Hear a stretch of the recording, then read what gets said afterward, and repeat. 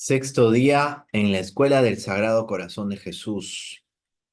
Hola a todos, soy el Padre Francisco. Nos volvemos a encontrar en esta escuela. Gracias a todos los que llegan con puntualidad y vamos a pedirle al Señor que nos ilumine, que el Espíritu Santo nos guíe y acompañe. El tema que vamos a tratar hoy son los sentimientos del corazón de Jesús en la huida a Egipto. Pensemos en que San Enrique de Osó nos está guiando a lo largo de lo que significa la vida de Jesús, que conocemos por la única fuente que son los evangelios, o el Evangelio cuadriforme, como dice el Concilio Ecuménico Vaticano II, ¿no? El Evangelio cuadriforme, ¿no? El único evangelio de nuestro Señor en cuatro formas, ¿no? Que serían los evangelios sinópticos y el evangelio de según San Juan. Mateo, Marcos, Lucas y Juan. Y por eso, accediendo a la única fuente, que son los evangelios, para conocer a la vida de Jesús, podemos también descubrir su corazón. Por eso, durante este camino del corazón de Jesús en la huida a Egipto, vamos a pedirle al Espíritu Santo que nos ayude, que nos ilumine, que nos permita ver los sentimientos de Cristo. Y vamos a verlos también a través de su madre, la Virgen María y de San José. Mirando a María también podemos mirarnos más a nosotros mismos, porque todo lo que ha recibido María de Jesús también es nuestro, porque es nuestra madre. Esa es una frase muy hermosa de San Juan de Ávila, cuya fiesta hemos celebrado el 10 de abril, patrono de sacerdotes, del clero español, pero de todos los sacerdotes también es uno de nuestros santos patronos, porque vivió el sacerdocio en relación ¿a qué? A una vida de fe y de misión, porque San Juan de Ávila se caracterizó, y por eso también es doctor de la Iglesia, por su profundidad en la enseñanza, pero no haciéndola difícil para un pueblo que vivía también a merced de muchas cosas, sino fundamentalmente por lo que él podía manifestar de manera sencilla, coloquial, pero profundo, a un pueblo que necesitaba ser guiado hacia Cristo. Por eso el día de hoy, meditando esta expresión tan grande del corazón de Cristo en su ida a Egipto, vamos a pedirle al Señor que nos acompañe, ilumine y hacemos la oración que estamos todos los días dirigiendo al Señor. Yo te adoro, corazón sacratísimo de mi Jesús, y te amo con todo mi corazón, con toda mi alma y con todas mis fuerzas. Y me pesa de haberte ofendido, porque eres bondad infinita y me amas con inmenso amor. En ti, corazón sacratísimo, están reunidas todas las maravillas de la naturaleza, de la gracia y de la gloria, todas las virtudes y dones esparcidos por todas las criaturas, todos los tesoros de la sabiduría, bondad, ternura y ciencia de Dios. Tú eres el huerto cerrado, el horno de fuego, el arca de Dios, la vara florida, el maná del cielo, la fuente de todas las gracias y consuelos, las delicias de la Beatísima Trinidad. De tu corazón amantísimo, oh Jesús mío, recibieron el cielo los apóstoles, la sabiduría los doctores, la pureza las vírgenes, la fortaleza los mártires, la paciencia los confesores, la victoria los tentados, el valor los débiles, la alegría los ángeles, el terror los demonios, la gloria el mismo Dios. Bienaventurado el que te ama, te honra y te sirve, porque tiene escrito su nombre en tu divino corazón. Oh corazón santísimo de Jesús, da lumbre a mi entendimiento y afectos ardorosos a mi corazón, para que aprenda en esta tu escuela la virtud del sacrificio y sobre todo tu mansedumbre, humildad e inmensa caridad, y que conozca y haga en todas las cosas tu santísima voluntad, oh corazón inmaculado de María, santos ángeles y justos del cielo y tierra, présteme sus encantos amorosos para honrar y desagraviar debidamente al Dios de mi corazón y al corazón de mi Dios. Amén.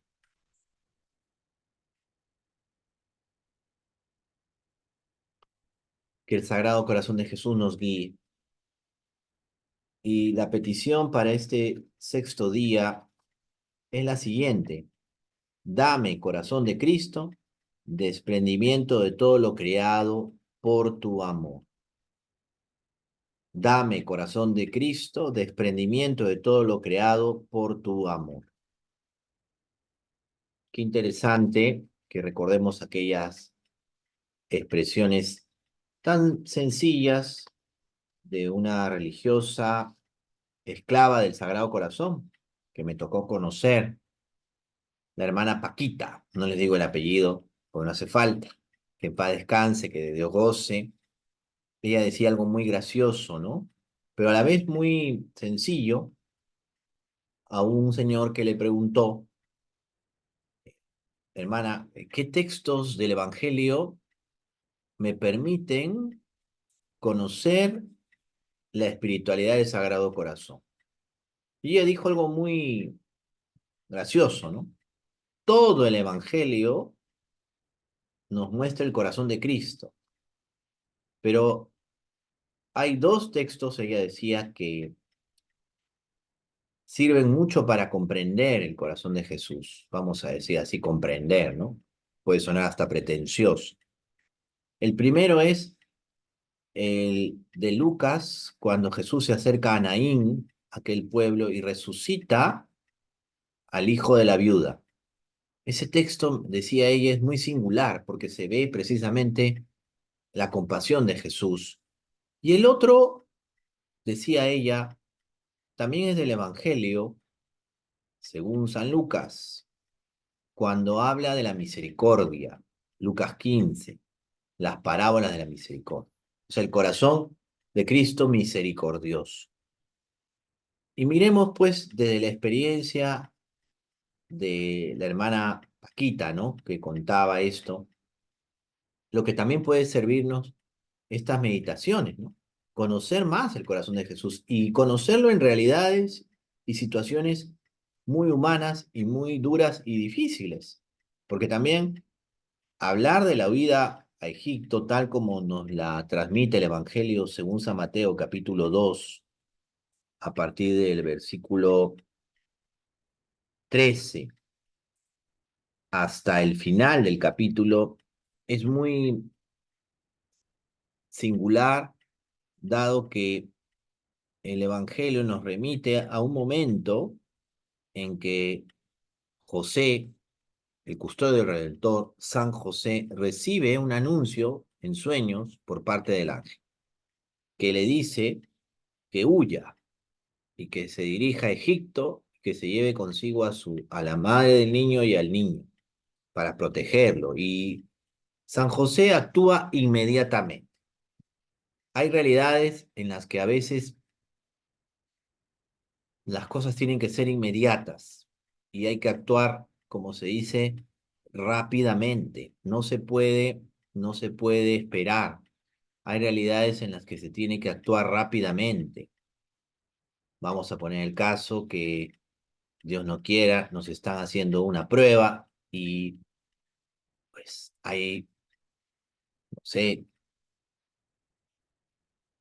que extirpar un tumor o hay que intervenir por esta situación. A veces no son cosas tan graves, puede ser una apendicitis, que de hecho sí, no es nada cómodo, obviamente, es mortificante, qué difícil, pero si no actúas inmediatamente, vamos saliendo un poco del ámbito eh, médico, puede ser algo que venga pues de improviso, ¿no? Y también el sacerdote, la religiosa, en algún caso, sobre todo si tiene un encargo, es superior o algo, tiene que actuar inmediatamente. Un padre de familia ante una situación muy grave o una madre de familia tiene que actuar inmediatamente.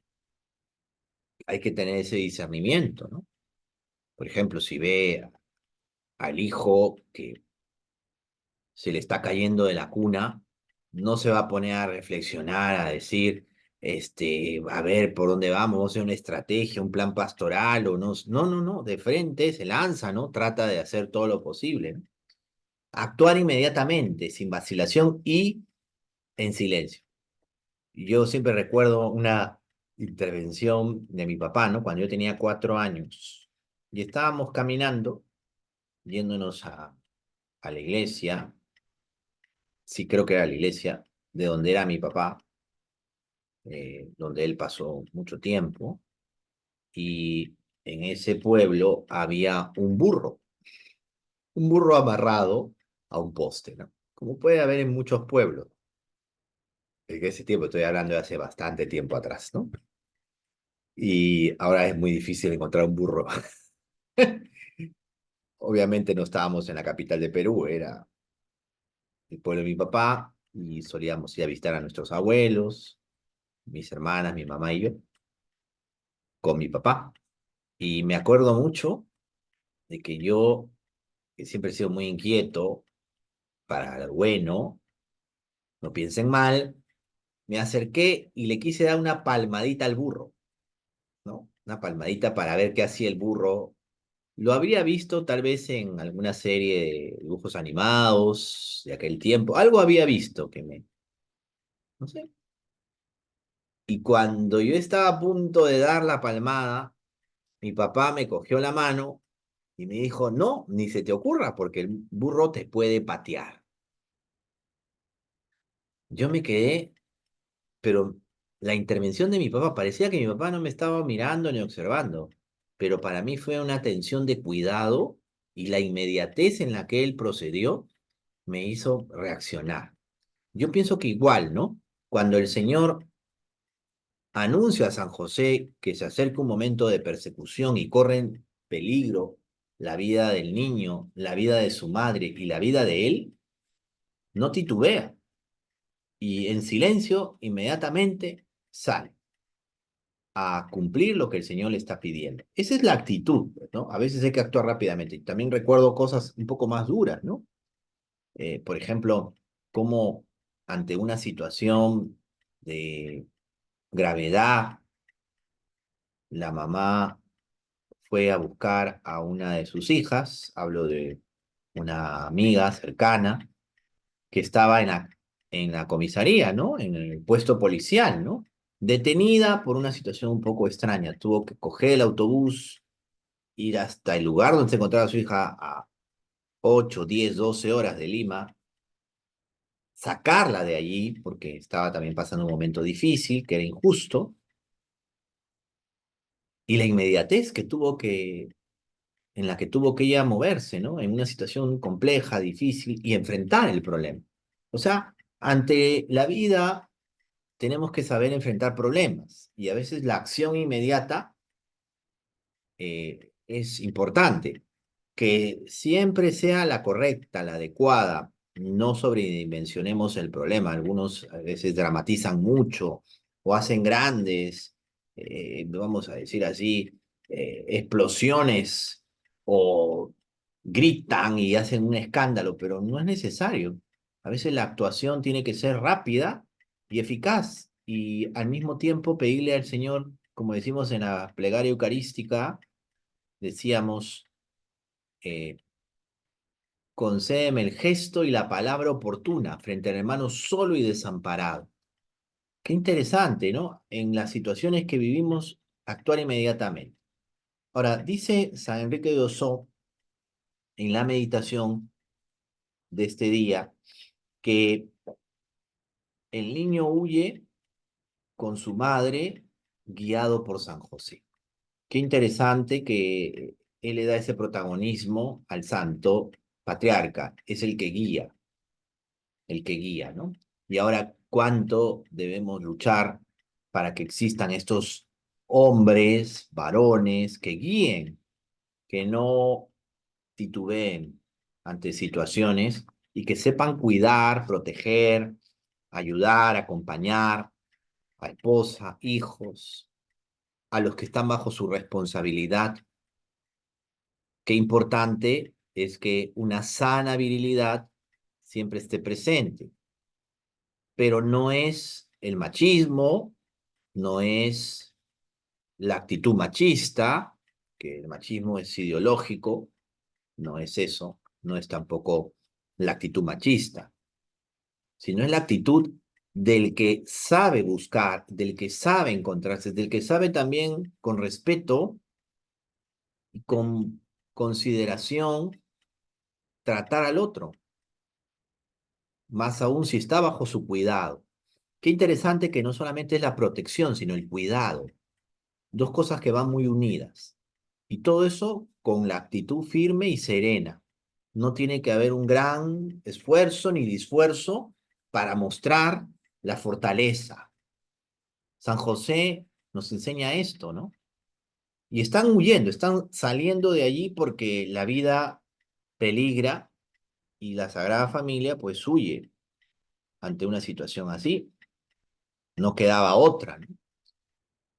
Pueden darse tantas experiencias en la vida de fe, pero siempre descubrir que el Señor tiene la última palabra y probablemente podrían haber sentido José y María que el Señor estaba permitiendo algo difícil, complejo, doloroso para ellos. No terminaban de instalarse en un lugar y ya tienen que salir nuevamente. No terminaban de colocar todo en su sitio y de nuevo vuelven a salir. Como que la Sagrada Familia siempre está en peregrinación. Esta actitud es también difícil de aceptar y de asumir. A veces no se permite, pues, por tantas realidades, estabilizarse, ¿no? Imagínense ustedes a un sacerdote que es enviado a un lugar y luego a los meses ya lo están cambiando, lo están cambiando, lo están cambiando. La gente muchas veces comentará, ay, ¿qué habrá hecho el padre? Ay, que no sé qué, ay, que no sé cuánto. Puede ser que haya algo de cierto, pero también hay mucha exageración. ¿Qué pensará el obispo? Empiezan también, seguramente el obispo no sabe lo que quiere, no sabe qué hacer con los padres, con los sacerdotes. La comunidad parroquial debe ser, Dios mío, una leonera, ¿no? Aquí matan a los profetas, aquí matan a los curas, estos son peor que, no sé, que los, ¿qué decirles, no? ¿Cuántas veces se hacen fama y, o se hace fama de tantos y en realidad todo es especulación? Y ahí la imaginación se suelta rápido y qué difícil es también para el que gobierna dirigir, ¿no? Y tomar decisiones, porque hay tantas cosas que están allí, pero también qué difícil responder con fe, ¿no? Y obediencia, ¿no? Porque claro, más de uno de ustedes dirá, bueno, esto, el otro, hay hasta reclamos que se hacen, firmemos cartas y se hacen cartas así, ¿no? Que lo devuelvan a tal sitio, que no sé qué. Entonces todo queda en lo humano, se va perdiendo la dimensión sobrenatural. Y es difícil porque sí pueden haber cosas que pueden ser tremendamente injustas, ¿ah?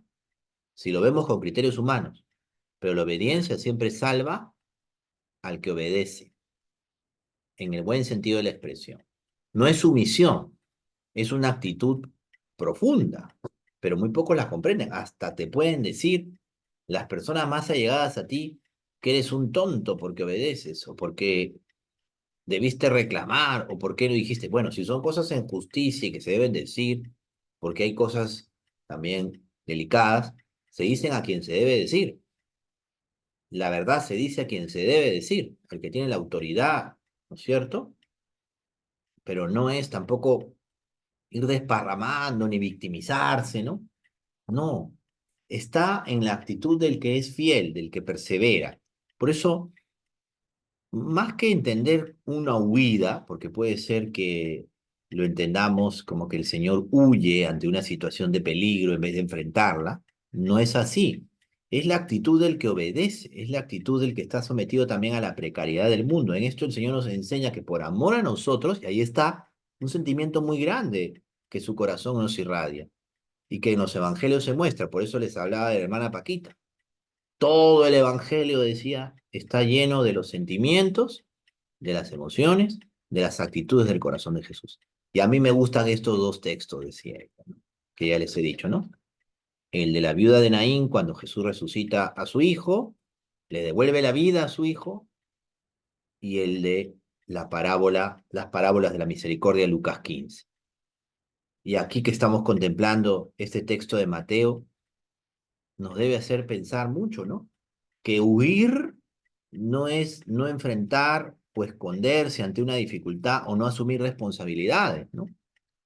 No, huir va a significar en esta realidad el que ellos están haciendo la voluntad de Dios, por encima de todas esas circunstancias humanas, porque era tremendamente injusto, porque esto no lo deberían pasar ellos, y menos el Señor, porque no lo merecía, ni tampoco era realmente necesario si lo veíamos desde el punto de vista de la redención. Bueno, que podría haber ahorrado esto, ¿qué problema había? Si va a dar toda su vida. No, el Señor no se ahorra nada. Y por eso la virtud es la clave para entender esto, la obediencia. La obediencia que exige también una escucha profunda de la palabra de Dios, ¿no?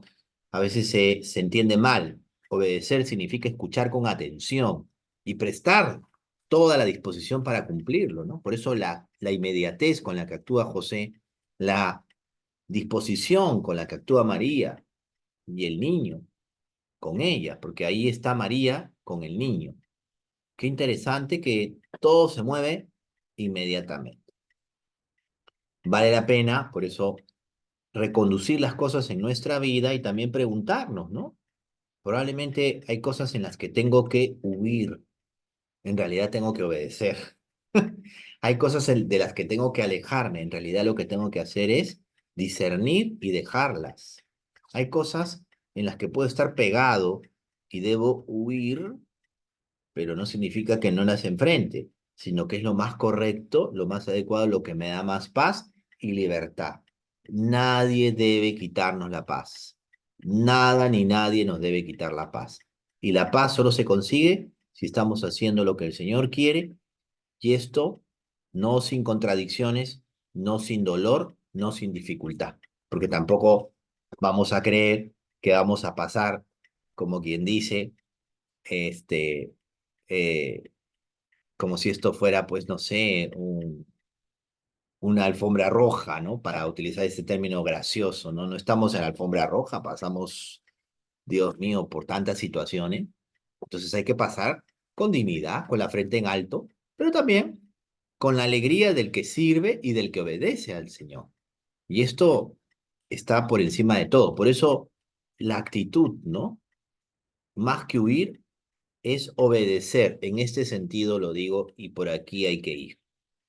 Qué importante que hoy día descubramos, ¿estoy obedeciendo al Señor o me estoy dando gusto? Y a veces salpicamos por aquí, salpicamos por allá, y más de uno de ustedes me pregunta, padre, ¿y cómo puedo resumir esta actitud? Yo quisiera realmente no andar escapándome de mis responsabilidades, sino más bien asumir lo que significa esto de obedecer, de ese sentido de la huida, vamos a decir así, de lo que me hace daño hacia la obediencia como expresión verdadera, auténtica. Bueno, un criterio que nos lo habrán dicho, y yo creo que no estoy diciendo nada del otro jueves, es este: nada pedir, nada rechazar. Porque a veces también hay mucha dispersión. Cuando estamos dispersos o distraídos, estamos pues en otra, ¿no?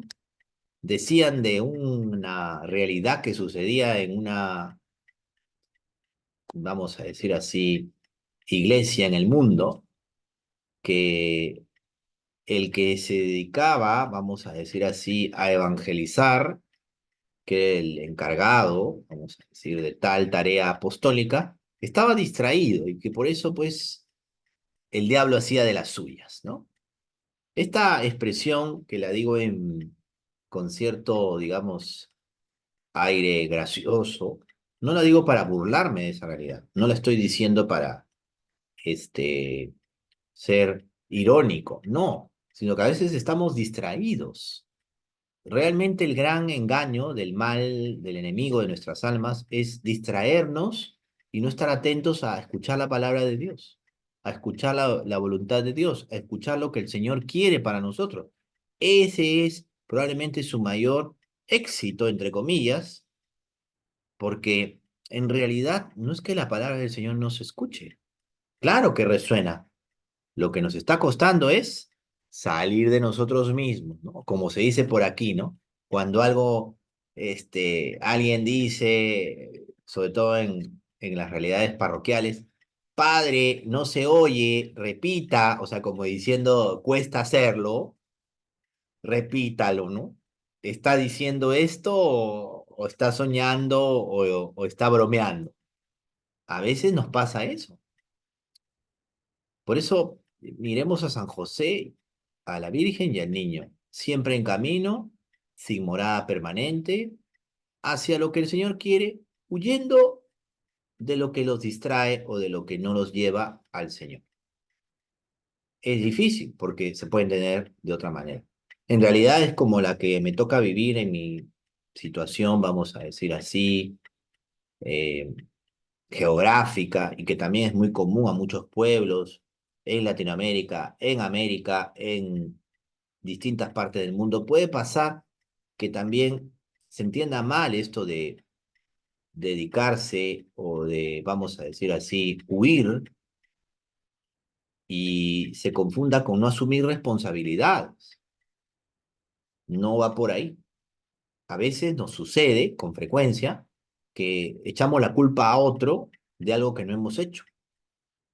O no somos capaces de decir, me equivoqué, probablemente esto ocurrió, pero no hubo de mi parte o de parte de la otra persona o de quien sea o de lo que fuere mala intención, aclarar las cosas. Qué difícil, porque parece que en estos tiempos a nadie le interesa la verdad, a nadie le interesa nada, ni nadie, todos bailan, como se dice, con su propio pañuelo o simplemente no les importa y aquí lo que interesa es hacerse notar, figurar, si avasallas a otros o aplastas a otros o destruyes a otros, ¿qué te importa? Tú primero, tú después, tú al final, tú siempre.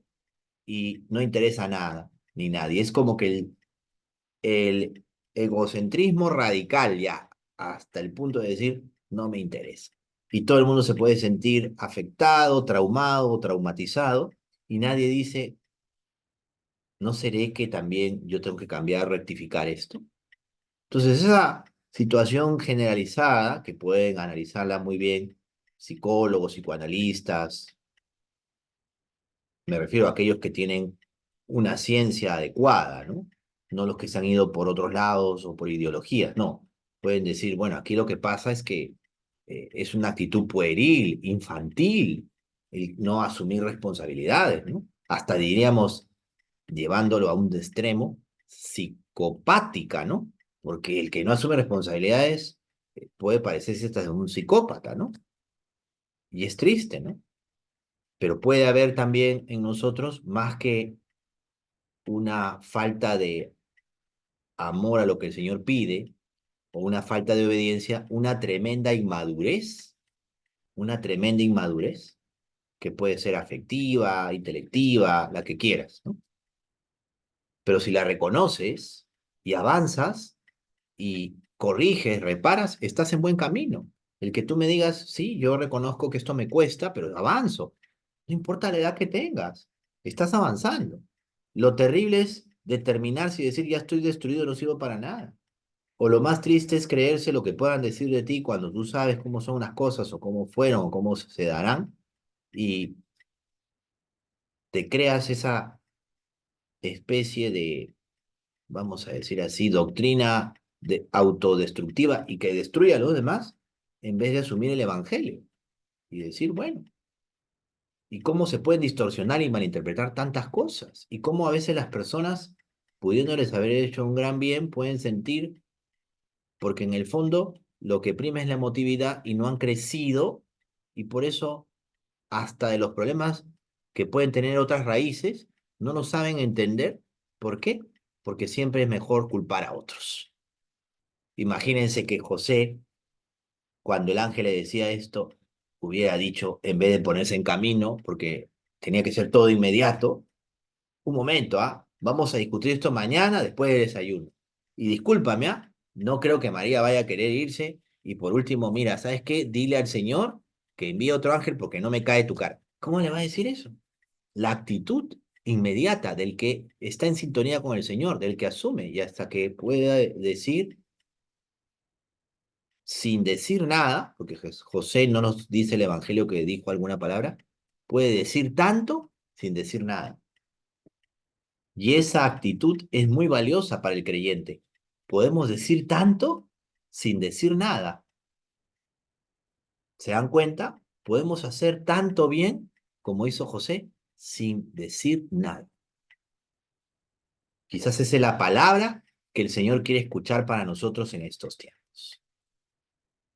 Y quiere escuchar de nosotros para estos tiempos. Por eso habría que descubrir todo esto. Por eso les insisto, ¿no?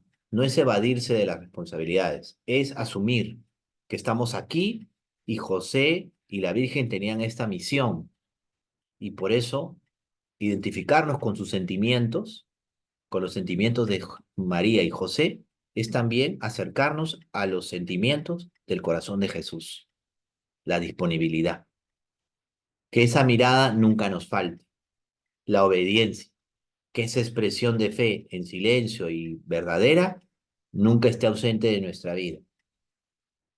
La acogida a los planes de Dios en medio de situaciones en las que muchos puedan pensar que, seguro este esconde algo o seguro no queremos que se divulgue esto o el otro o estamos tapando cosas. No, la actitud es la verdad y la verdad viene del que ama. Por eso hoy día, mirémonos desde esa alegría que también pudieron ellos experimentar, porque están haciendo la voluntad de Dios. Que nuestra Madre la Virgen nos ayude a entender esto. ¿Quién mejor que ella? Porque también habrá visto en José el custodio del Redentor, su esposo, que la cuida, la guía, y habrá visto en él tanto amor y piedad. ¿Cómo se habrá sentido edificada la Virgen con la acción inmediata de San José? ¿Cómo se habrá sentido San José tan reconfortado de ver que María y el niño van con él? Y qué responsable, ¿no? Por eso hay que aprender mucho. En esta escuela, la verdad, los días quedarán y pasarán rápido, quedarán en nuestros corazones y pasarán rápido, pero podemos olvidarnos. Por eso hay que siempre recordar este texto del Evangelio y saber que estamos ahí, avanzando, caminando, y que no tenemos morada permanente y debemos mantenernos fieles. Muchas veces la obediencia, aunque pases por una tremenda humillación, es de una calidad interior muy grande y te da paz. Es lo mejor siempre. Bueno, ¿qué más les puedo decir? Yo creo que más no. Por hoy la lección ha acabado. La verdad que es bastante complejo poder transmitir algo siendo tan limitado, pero el Señor ayuda, pues, y algo nos dirá a todos en este día. Pongamos un ejemplo. He dicho algunos, pero detengámonos en expresiones tan genuinas como las de muchos amigos y amigas de Dios y amigos y amigas del corazón de Jesús en tantos momentos, ¿no? Qué importante que en esta disposición de desprendimiento sepamos también dejarnos guiar, dejarnos guiar. Aquí la meditación del día va por dejarnos guiar como se dejaron guiar Jesús y María por José. Entonces, habría que decirle a San José, pues, como lo hacía San Andrés Beset, ¿no? Aquí está todo, todo es lo que tengo y lo pongo en tus manos. ¿Cuántas veces San Andrés Beset, el hermano Andrés, en Montreal, hizo una exquisita caridad, siendo el portero, el hermano que probablemente dentro de los cánones de este mundo no iba a vivir tanto? Él murió casi con 91 años o con 91 años cumplidos y de pequeño, hijo de una familia numerosa, nadie daba mucho por él. Pasó por N oficios, o sea, lo que diríamos aquí en el Perú, 1000 oficios, ¿no? N oficios, fue panadero, leñador, por las razones que hayan sido, no pudo ser ordenado sacerdote, pero él no se sintió mal por eso, encontró su vocación siendo un hermano religioso, lego, llamémosle así. Y esa expresión de cuidar de la gente, que le trajo también bastantes problemas, ¿ah? Contradicciones, ¿qué no dijeron de él, no? Pero ahí está, una expresión muy sana de cómo dejarse guiar. Y él no es que pidió, vamos a hacer esto, vamos a hacer otro, no. Dejarse guiar por San José. Y también confiar, ¿no? Porque imagínense, nos puede pedir el Señor cosas tan grandes como le pudo haber pedido a San Andrés Beset a través de San José y no tener ni un real, ¿no? No tener ni dónde caerse muerto, ¿no? Entonces, pero la confianza en la providencia, ¿no? También eso a mí me recuerda lo que decía la hermana, la madre Elvira Petrossi, ¿no? La que fundó la comunidad del Cenáculo, la comunidad del Cenáculo, que está en tantos lugares, ¿no?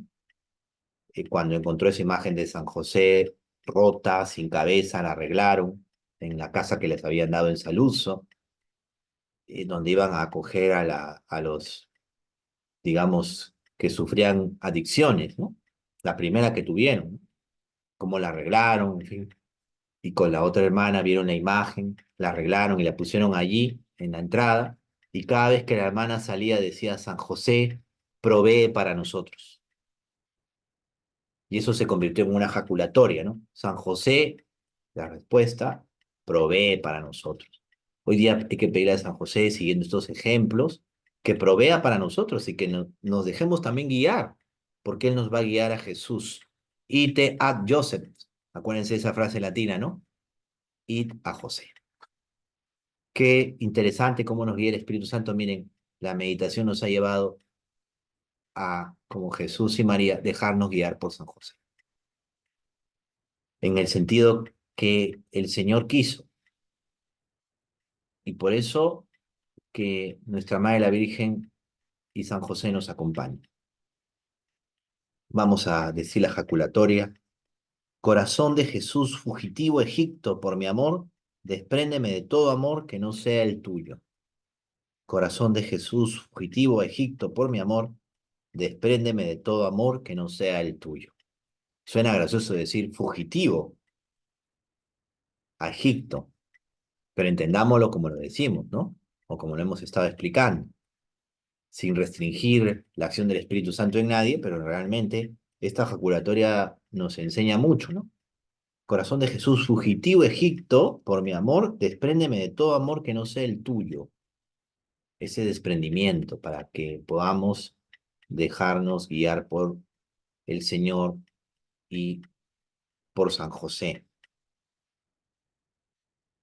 Vamos a profundizar en el estudio del corazón de Jesús y aprender en él lo que debo amar y apreciar. Ya les decía lo que decía la hermana Paquita, ¿no? Todo el Evangelio, cuando escuchamos al Señor, nos muestra su corazón. Pues hay que estudiarlo más. Y tratemos pues de meditar más los textos del Evangelio, sobre todo pidamos al Señor esa gracia, ¿no? Que cuando escuchemos la palabra del Señor y sean palabras que el Señor dice, aprendamos a sentir como Él, pidámosle sentir su corazón. ¿Qué es lo que Él quería decirnos? Que el diálogo sea de corazón a corazón. Y vamos a hacer la oración final. Gracias infinitas te doy, Jesús mío de mi alma, porque te has dignado admitirme en este día a la escuela de tu adorable corazón y por haberme enseñado con tu ejemplo a amar y servir a Dios con todo mi corazón, con toda mi alma, con todas mis fuerzas, mostrándome prácticamente la hermosura de la virtud y la fealdad del vicio. Yo te prometo, con la ayuda de tu gracia, practicar con las obras lo que tú me enseñas, con la palabra y el ejemplo, y presentarme mañana al volver a tu divina escuela, escuela del corazón, escuela de amor, muchos actos de vencimiento, de amor, de sacrificio, amándote por los que no te aman, adorándote por los que no te adoran y glorificándote por los que te agravian.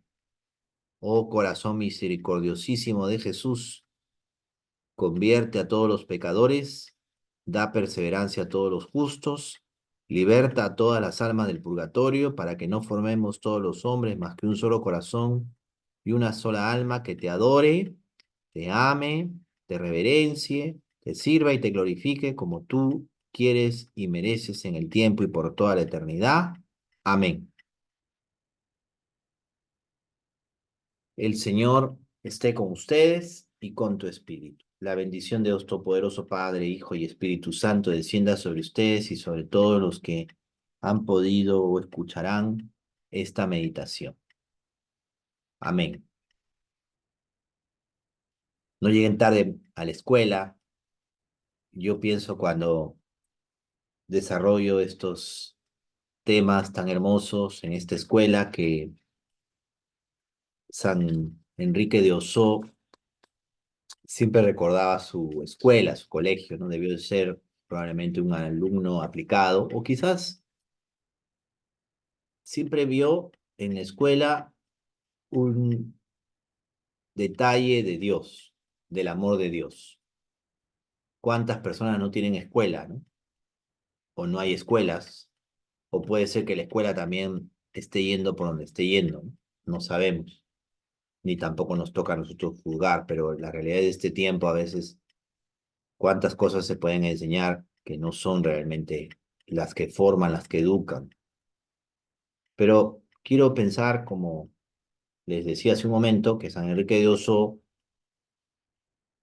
como que recordaba mucho la escuela, sentía un gran aprecio por la escuela y por eso habrá llevado a su maestra o a su maestro algún detalle de amor, ¿no?